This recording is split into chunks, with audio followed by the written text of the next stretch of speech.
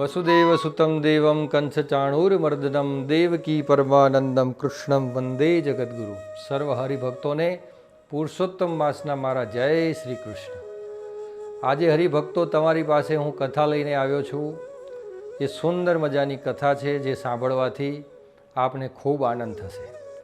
આપણા પરિવારમાં નાના મોટા વાદ વિવાદ ઝઘડા કંકાસ હંમેશા ચાલતું હોય છે અને આ કથાઓ છે એ કથાઓ પણ આપણા પરિવારને લગતી જ છે કે કંઈક ના કંઈક અંશે મોટા ભાઈ વચ્ચે નાના ભાઈ વચ્ચે અથવા તો બંને દેરાણી હોય જેઠાણી વચ્ચે નાના મોટા ઝઘડાઓ ચાલતા હોય, નાના મોટા મતભેદ કે મનભેદ ચાલતા હોય, એની બધી આ કથાઓ છે.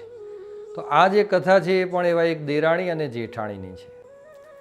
એક સુંદર મજાનું ગામ હતું. એ ગામની અંદર એક ખેડૂત ખૂબ સારી ખેતી પકવતો અને પોતાનું જીવન ગુજારતો.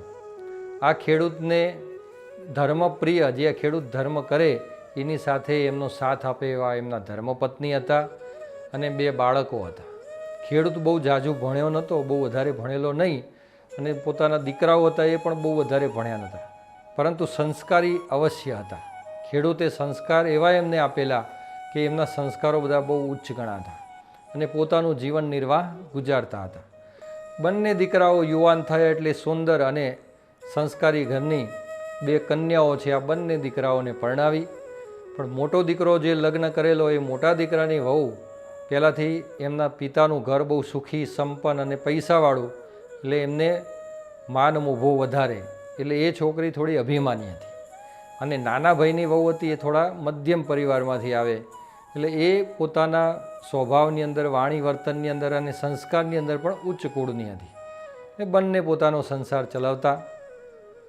પરંતુ પોતાનું ઘર હોય ને અને પોતાના દીકરા હોય ને તમે શાંતિથી રહેતા હોય ત્યાં સુધી કોઈ મુશ્કેલી હોય નહીં. પરંતુ જ્યારે એમના લગ્ન કરાવવામાં આવે અને પારકા ઘરની દીકરી એને તમે વહુ બનાવીને ઘરે લાવો, એટલે સામાન્ય રીતે જે દીકરી જે ઘરેથી આવેલી હોય એ ઘરના થોડા સંસ્કાર અલગ હોય, એ ઘરની રીતભાત અલગ હોય, રહેણી કહેણી અલગ હોય. અને એ દીકરી જ્યારે અહીંયા આવે ત્યારે જે સાસુ અને સસરા રહેતા હોય, જે પતિનું ઘર હોય, એ પતિના ઘરની પણ રહેણી કહેણી આખી અલગ હોય. એટલે અલગ હોય એટલે એને થોડું સેટ થતાં ઘણો સમય લાગે. એકદમ એવું ના હોય કે ભાઈ આવ્યા અને તરત સેટ થઈ ગયા. ઘણા લોકોના તમે હમણાં આ સંસારમાં જુઓ તો 2 મહિનામાં, 3 મહિનામાં, 5 મહિનામાં ડિવોર્સ થયેલા હોય. હવે 2, 3, 5, 6 મહિનામાં તમે જે છૂટાછેડા લો એ તો હજુ તમે પરિવારને પૂરો ઓળખી પણ ના શક્યા હોય. સામે જે ઘરે ગયા હોય એ ઘરે પૂરો ઓળખી પણ ના શક્યા હોય. અને એવા સમયની અંદર કોઈ પણ નાના મોટા પ્રશ્નો બને અને એના ઉપર આખી ડિવોર્સ ઉપર તમે વાત લઈ જાઓ તો એ વાતનું વતેસર થયું કહેવાય. પણ જો તમે થોડો સમય ત્યાં રહો, એ બધાને જાણો, ઓળખો, એ લોકો તમને જાણે, ઓળખે, અને એક પરિવારથી બીજો પરિવાર જ્યારે પ્રેમના સંબંધથી જોડાય તો આ સંબંધો ખૂબ સારા ચાલે છે. આ બંને દીકરાઓની વહુઓ છે, આમ સંસ્કારી છે. નાના મોટા મતભેદ થાય પણ ક્યારેય ઘર છોડી અને પિતાના ઘરે જતા રહે અથવા તો અહીંની વાત પિતાના ઘરે કહેવી, આવું બધું કાર્ય કરતી નહીં. બહુ સંસ્કારી હતી. થોડો સમય થયો એટલે આ ખેડૂત બીમાર પડ્યા. અને બીમાર પડ્યા એટલે એમને લાગ્યું કે હવે હું બહુ ઝાઝું જીવી શકીશ નહીં. એટલે પોતાનો મોટો દીકરો હતો એને બોલાવ્યો અને મોટા દીકરાને બધો વ્યવહાર તહેવાર જે હતો એ બધો સમજાવી દીધો. જે માલ મિલકત હતી એ બધી બતાવી અને સાથે સાથે જે રોકડ રકમ ને દાગીના હતા એ પણ બતાવ્યું અને કહ્યું કે બેટા, તું મોટો ભાઈ છે, તારો નાનો ભાઈ એ તારા પુત્ર સમાન છે. કોઈ પણ પ્રકારે હું આ જગતમાં ના હોઉં તો તું એના પિતા સમાન છે, માટે એની સહેજ પણ પિતાની ઉણપ રહેવી જોઈએ નહીં. એવી રીતે એને સાચવજે અને એને જે જોઈએ એ પહેલાં તું એને આપજે, પછી જ તું લેજે. આવા ઉચ્ચ પ્રકારના સંસ્કાર મોટા દીકરાને આપે છે. અને થોડો સમય થાય છે એટલે ખેડૂતનો, એને તો ખબર જ હોય છે કે મારી અંત્યેષ્ટિ નજીક છે, એટલે ખેડૂતનું દેહાંત થાય છે. ખેડૂતનું દેહાંત થયા પછી એને અગ્નિ સંસ્કાર કરાવી અને થોડો સમય શોકનો માહોલ હોય છે. ત્યાં સુધી બધાય શાંતિથી રહે છે. પણ શોકનો માહોલ જેવો દૂર થયો અને બધો વહીવટ મોટા છોકરાને અને એમના વહુના હાથમાં આવવાથી બહુ મોભો ચડી ગયો એમને, તો બહુ અભિમાન આવી ગયું. એટલે જે મોટા જે ભાઈ હતા એમની જે વહુ હતી એ તો દેરાણીએ જે પોતાની કહેવાય એ દેરાણીને જે જોઈએ એટલું આમ વ્યવસ્થિત રાખવું જોઈએ. દેરાણી એટલે એ પણ બેન સમાન છે. પણ જો બેન સમાનના ગુણો એના પ્રત્યે વર્તવામાં ના આવે અને જેઠાણું પણ દાખવા જાય તો પછી એક ગૃહસ્થ જીવન લાંબુ ટકતું નથી. તો આ રીતે પાવર કરી અને રહેવા માંડી. ઘરનું બધું કામ દેરાણી પાસે કરાવે અને બેન બા શાંતિથી બેઠા બેઠા જમે. આવી રીતે અનેક પ્રકારે કામ કરાવે. એટલે એકવાર દેરાણી આ બધી વાત એના પતિને કરી, પણ એના પતિએ કહ્યું કે હે પ્રિય, હમણાં તું બધી શાંતિ રાખ. આપણે જો અલગ જવાનું વિચારીએ અથવા તો એમને કંઈ કહીએ તો મોટા ભાભી અને ભાઈને દુઃખ લાગે, માટે એમને આપણે કહેવાય નહીં. થોડો ટાઈમ સહન કરી લે, ધીમે ધીમે બધું સારું થઈ જશે. આમ કરતાં કરતાં તો 2 વર્ષ, 5 વર્ષ, 8-10 વર્ષ એમ ભેગા 8-10 વર્ષ નીકળી ગયા. આ બાજુ જે જેઠાણી હતી એને પણ એક સંતાનમાં એક દીકરી થઈ. આ બાજુ જે દિયર હતા એ દિયરને જે કહેવાય એમને દિયર અને દેરાણી હતા એમને પણ 2 દીકરાઓ અને 2 દીકરીઓ થયા અને ખૂબ સારી રીતે એમનો સંસાર ચાલવા લાગ્યો. પણ ધીમે ધીમે જેમ ગૃહસ્થ જીવન આગળ વધતું ગયું એમાં આ બાજુ જે જેઠાણી છે ને દીકરી છે અને આ બાજુ તો ભગવાને રૂપના અંબર જેવા 2 દીકરા આપ્યા છે, દીકરીઓ આપી છે, એટલે થોડી એની ઈર્ષા અને અદેખાઈ, કારણ કે સંતાન પણ બીજું જેઠાણીને નહીં.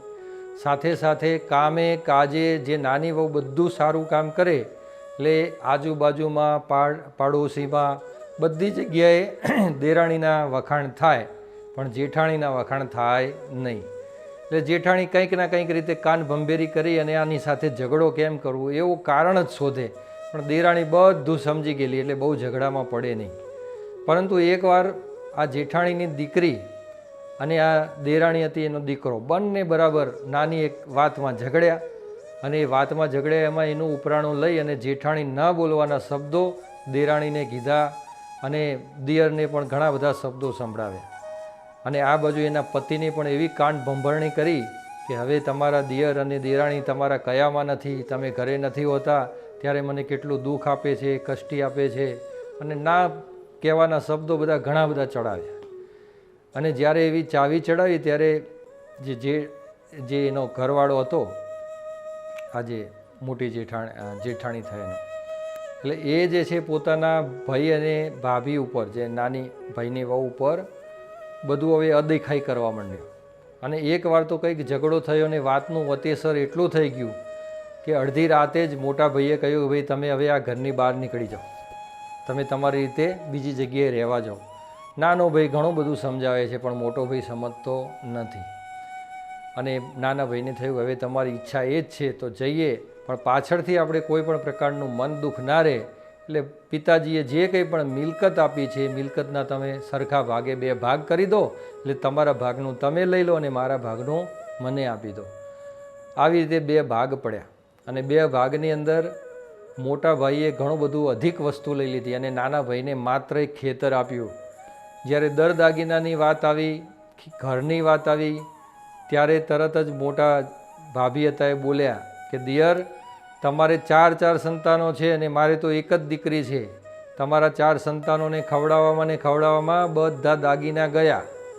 તેમજ આ ઘર જે છે ઘર હવે રવા દો, ઘર અમને આપો અને જમીન છે તમે રાખો, કે જમીનમાં જે ઉપજ આવે તમે લેજો અને આ ઘર અમારી પાસે રવા દો, બીજી થોડી જમીન છે અમે ખેડીશું. એમ કરીને થોડી જમીન એમને આપી દીધી અને ઘર જે હતું એ પણ એમને લઈ લીધું. પણ કુદરતના ઘેર દેર છે, અંધેર નથી. તમે ગમે એટલું તમારા ભાઈઓ સાથે, બહેનો સાથે ભાગની અંદર ગમે એટલો દગો કરો, તમને એમને મોટા હોય તો મોટાના પ્રમાણમાં એવું હોય કે મોટા ભાઈએ થોડું ઓછું લેવું જોઈએ, નાનાને વધારે આપવું જોઈએ. આ એક શાસ્ત્રનો નિયમ છે, કારણ કે મોટા ભાઈએ પહેલાંથી થોડો ઘસારો વધારે અડ્યો હોય. પણ છતાંય તમે કોઈ પણ મોટા ભાઈ હોય કે નાના ભાઈ હોય કે કોઈને, જે આખી એક ભાતૃધર્મ હોય છે, ભાઈનો ધર્મ એ ભાતૃધર્મ કહેવાય. હવે ભાઈના ધર્મને ભૂલી અને તમે 5-25 ભાઈને છેતરી અને કપટ કરી અને વધારે લઈ લીધા હોય તો તમે કપટ કર્યું છે, બરાબર. એ તમારા ભાઈને જેની સાથે તમે કપટ કર્યું હોય, નાના ભાઈ હોય, મોટા ભાઈ હોય, બેન હોય, તમે ગમે હોય પરિવારમાં, તમે જેની પાસે બી નાનું મોટું તમે કપટ કર્યું તો એ કપટની તમને તો ખબર જ હોય કે મેં આ કપટ કર્યું છે. તમે એવું સમજતા હોય કે તમારી માન મર્યાદા રાખતા હોય, તમારા ઉપર સ્નેહ હોય, પ્રેમ એટલો હોય, એના કારણે ભાઈઓ અથવા બહેનો અથવા કોઈ બોલે નહીં, જેની સાથે તમે કપટ કર્યું હોય એ બોલે નહીં, એનો મતલબ એવો ના હોય કે એમને કંઈ પણ ખબર પડતી ના હોય. ખબર તો એમને પણ પડતી હોય, પણ સંબંધો સાચવવા માટે ઘણીવાર ઘણું બધું યોગદાન આપવું પડતું હોય છે અને નાની મોટી વાતોને ભૂલવી પડતી હોય છે, માટે એ રીતે ભૂલ્યા હોય છે. પણ છતાંય તમને એવું લાગ્યું હોય કે ભાઈ મેં કપટ કરી અને લઈ લીધું, પણ દગો કોઈનો ક્યારેય સગો થતો નથી. હંમેશા જે કંઈ પણ દગો કર્યો હોય, અને એમાં પણ પોતાના ભાઈઓ બહેનો ઉપર દગો કરો, અને એ દગો તો તમને ક્યારે સદે? કોઈ દિવસ ના સદે, અને એના પરિણામો તમારે જીવનમાં ભોગવવા જ પડે, એમાં છૂટકો નથી. આ જે દિયર છે, એટલે કે મોટા ભાઈએ જે છે એના નાના ભાઈને જમીન આપી દીધી ને કહ્યું કે એમાં એક ઓડી છે, ઓડીમાં રહો, ખેતી કરો, અને એમાં જે પાકે એ તમારા નસીબનું કે એમ કરીને ભાગ પાડી અને નાના ભાઈને આપી દીધું. નાનો ભાઈ પ્રેમથી ખેતર ખેડવા લાગ્યો, શાંતિથી રહેવા લાગ્યો, અને એકવાર સિઝનની અંદર એવો મબલક પાક થયો કે એ પાકથી એને બહુ સંતોષ થયો. ધન ધાન્ય ખૂબ પાક્યું અને એનો દામ પણ સારો મળ્યો, એટલે એનું ગુજરાન વ્યવસ્થિત રીતે ચાલવા લાગ્યું. વ્યવસ્થિત ચાલવા લાગ્યું એટલે એને ભગવાન ઉપર પૂર્ણ શ્રદ્ધા બેઠી કે ભગવાન, પાલન અને પોષણ કરવાવાળા તો તમે જ છો. હું મોટા ભાઈથી અલગ થયો એટલે મને એવું હતું કે ભાઈ મારે ચાર સંતાનો છે તો મારે કઈ રીતે પૂરું થશે, અને મને તો ખેતી પણ નથી આવડતી. છતાંય આજુબાજુમાં જે ખેડૂતો હતા એમને ખેતી શીખવાડી દીધી, તેમજ પાક પણ સારો પાક્યો અને ખૂબ સારી રીતે મારો સંસાર ચાલે છે. એવામાં એકવાર એવું બન્યું કે ખેતરની અંદર ખૂબ સારો પાક ઊભો હતો, અને એવા સમયની અંદર અધિક મહિનો આવે છે. એટલે અધિક મહિનો આવે છે અને પાક ખૂબ સારો ઊભો છે, પણ આ જે નાનો ભાઈ છે એ થોડો આળસુ હોય છે.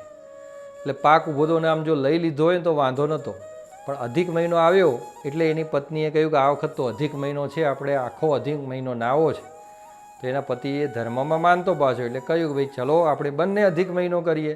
એટલે 2 અધિક મહિનાનું વ્રત કરે છે. નજીકમાં જ એમનું જે ખેતર હોય છે એની નજીકમાં જ નદી હોય છે, એટલે રોજ નદીએ નાહવા જાય, અને નદીએ નાહવા જઈ કાઠાકોણની કથાઓ સાંભળે અને ખૂબ ભક્તિભાવથી આખો અધિક મહિનો કરે. અધિક મહિનો પૂર્ણ થવામાં આવે છે. આ ખેડૂતે એવું કહેલું કે હવે આ 1 મહિનો અધિક મહિનો છે ને, તો આ 1 અધિક મહિનો પૂરો થાય ને ત્યાં સુધી આપણે પાક લેવો નથી, રહેવા દો ખેતરમાં કે એવો ને એવો. એટલે ઊભો રહેવા દીધો હોય છે, અને સાથે કે આપણે બળદને પણ આરામ આપો. 1 મહિનો આપણે બળદ પણ જોડવા નથી, એટલે બળદ પણ મહિનો આરામ કરે. એટલે બળદ પણ જોડ્યા નથી, શાંતિથી પોતે જે છે એ અધિક મહિનો કરે છે. હવે અધિક મહિનો પૂરો થવાનો છેલ્લો દિવસ બાકી હોય છે. આ ખૂબ પાક પાકી ગયો હોય છે, એટલે આ ખેડૂત હોય ને એ શું કરે કે રોજ ખેતરનો આમ એક રાઉન્ડ મારે કે ભાઈ પાક તો મારો બરાબર છે. આમ પાક પાકી જાય ને એટલે ગામડામાં પહેલાં ચોરો બહુ પડે, અને ઊભો પાક હોય ને ઊભો પાક આખો લણી જાય.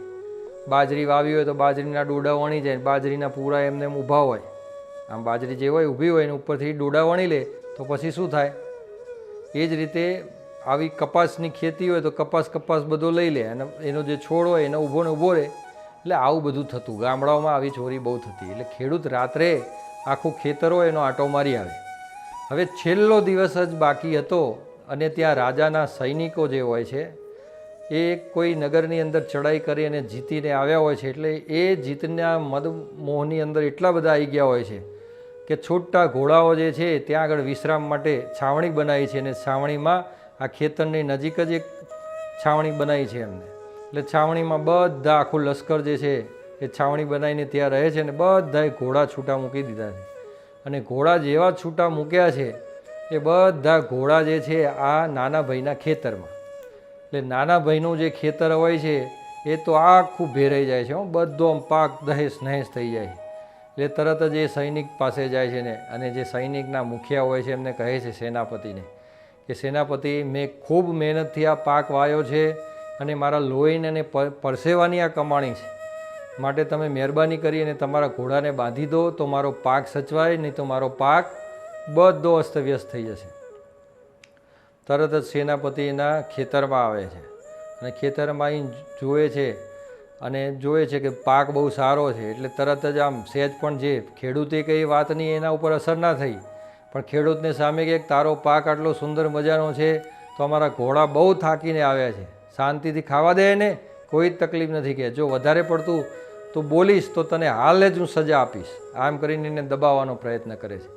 પણ આજે પોતાની સગી આંખે મહેનતથી જે પાક વાવ્યો હોય અને ભેરાતો હોય તો એ ખેડૂત કોણ જોઈ શકે? જો એ ખેડૂતની જગ્યાએ આપણે હોય તો આપણે પણ ના જોઈ શકીએ, આપણને પણ દુઃખ થાય. એટલે સેનાપતિ સામે વધારે પડતું કગરે છે, વધારે પડતું બોલે છે, ત્યારે સેનાપતિ જે છે એ સૈનિકોને આજ્ઞા કરે છે કે હાલ જ આ ખેડૂત છે ને આ પોતાના જ ખેતરની અંદર આ ઝાડ છે, ઝાડ પાસે બાંધી દો. એટલે ખેડૂત હોય છે એ ખેડૂતને ઝાડ સાથે બાંધી દેવામાં આવે છે. અને આ બાજુ આખો પાક જે હોય છે ખેતરનો બધો ભેરાઈ જાય છે. અને સવાર પડે છે એટલે સવારમાં તો જે સેનાપતિ હોય છે એ સેનાપતિ તો પોતાના જે સૈનિકો હોય છે, સાવણી હોય એની સાથે બધા પોતાના નગર તરફ પાછા રવાના થઈ જાય છે. આ બાજુ સવાર પડી એટલે આ જે નાનો ભાઈ હોય છે એની ધર્મપત્નીને થયું કે મારા પતિ ક્યાં છે, દેખાતા નથી. એટલે ધીમે ધીમે પતિને શોધવા લાગે છે. ત્યારે ખબર પડે છે કે તે કોઈ વૃક્ષ નીચે કોઈએ બાંધી દીધા છે. ત્યાં જાય છે અને ત્યાં જઈ અને પોતાના પતિને છોડાવે છે. અને સાથે ખેતરની અંદર નજર કરે છે તો બધો પાક ભેરાઈ ગયો છે. ત્યારે આ જે નાનો ભાઈ અને એની પત્ની હોય બહુ દુઃખી થાય છે. આ નાના ભાઈની પત્ની કહે છે કે હે ભગવાન, હે પુરુષોત્તમ નારાયણ, તમે તો કોઈ પણ વ્યક્તિની આધિ વ્યાધિ અને ઉપાધિ દૂર કરવાવાળા છો. તમારું વ્રત જે છે મારા પતિએ અને મેં કર્યું છે અને તમારા વ્રતનો આજે છેલ્લો દિવસ હતો અને છેલ્લા દિવસની અંદર તમારે કંઈ ફળ આપવાનું હોય એના બદલે તમે તો અમને આવું દુઃખ આપ્યું. જો આવું તમે દુઃખ આપશો તો તમને કોણ માનશે પ્રભુ? અને તમારી પ્રભુની પ્રભુતાઈને કોણ આદર સન્માન કરશે? હે ભગવાન, હે નારાયણ, અમારા ઉપર કંઈક કૃપા કરો. આટલું બધું થઈ ગયું છતાંય તમે અમને કોઈ પણ પ્રકારની મદદ ના કરી, મારા પતિની વારે ના આવ્યા, આવું બધું કહેતા હોય છે. ત્યારે આ બધું જ્યારે કરી અને આમ વિલાપ કરતી હોય છે, રડતી હોય છે, ત્યારે એવા સમયની અંદર ખેડૂતની નજર કોઈ ચમકતી વસ્તુ ઉપર પડી. અને એ ચમકતી વસ્તુ ઉપર પડી, હાથ બાથ છોડી દીધા છે. હવે તો જે પેલા બધા હતા સૈનિકો એમને બાંધી દીધો હતો, એ તો એના પત્નીએ છોડાવી દીધો ખેડૂતને. એટલે શાંતિથી બેઠો હતો ને એવામાં ચમકતી વસ્તુ પર એની નજર પડી. એટલે એને જોયું કે આ શું છે. ત્યારે ધીમે ધીમે જ્યાં જ્યાં ચમકતી વસ્તુ જોઈ એ બધીને એક એક એક એક એક કરીને હાથમાં લીધી. તો હાથમાં લીધી તો એને તો ઘણા બધા હીરા મળ્યા હોય છે. એ લગભગ ઓછામાં ઓછો ગણો તો 35 થી 40 ચમકતા હીરાઓ હોય છે. હવે આ હીરાઓમાં જે રાજાના સૈનિકો અહીંયા રોકાયા હોય છે અને જે ઉતારો આપ્યો હોય છે એમાં એક ઘોડો હોય છે. એ ઘોડાના જે કહેવાય બે બાજુ બાંધેલું હોય એમાં બધી માલમત્તા જે પણ ચોરીને લાવ્યા હોય અથવા તો જે રાજાનું નગર લૂંટીને લાવ્યા હોય એની માલમત્તા બધી ઘોડાઓના બે બાજુ આમ બાંધેલી હોય છે. અને એમાંથી એક ઘોડાનું કંઈક કાણું હશે જે બાંધેલું હોય એમાંથી થોડા ઘણા હીરા બધા પડી ગયા છે. તો એને તો સારામાં સારા 35-40 હીરાઓ જે છે મળી જાય છે. અને આ બધા હીરાઓ મળે છે એટલે એને થયું કે ભગવાને કંઈક સામું તો જોયું લાગે છે. એટલે એ હીરામાંથી એક હીરો લઈ અને બજારમાં બતાવે છે. તો ઝવેરીને બતાવે છે, કહે છે કે ઓહો હો, આ તો બહુ મૂલ્ય હીરા છે, કે તમને ક્યાંથી મળ્યા? તો કહ્યું કે ભાઈ મને જ્યાંથી મળ્યા હોય પણ આનું શું મળે? તો ઝવેરી એને ખૂબ સારું ધન સંપત્તિ વૈભવ એ હીરાનું આપે છે.